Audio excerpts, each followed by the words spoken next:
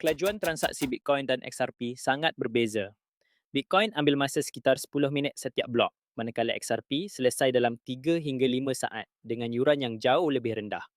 Bitcoin ialah penyimpan nilai terdesentralisasi, dikendalikan oleh pelombong di seluruh dunia dan yuran transaksinya boleh berubah-ubah mengikut kesesakan rangkaian. XRP pula fokus pada pembayaran rentas sempadan pantas melalui ekosistem Ripple. Ia popular kerana kelajuan dan kos rendah, tapi ada kebimbangan tentang pemusatan dan kawal selia.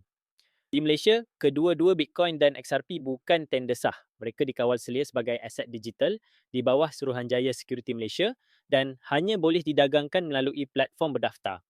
Tiada nasihat pelaburan diberikan, ini untuk pendidikan sahaja. Kelebihan Bitcoin, lebih desentralisasi, jenama kukuh tapi lebih perlahan dan yuran tinggi. XRP sangat laju, yuran rendah, sesuai untuk pembayaran tapi isu kawal selia dan pemusatan sering dibincang. Harga kedua-duanya sangat berubah-ubah. Sentiasa buat kajian sendiri dan faham risiko sebelum melabur. Tak lebih banyak penjelasan kripto dalam bahasa Melayu, ikuti saluran ini sekarang.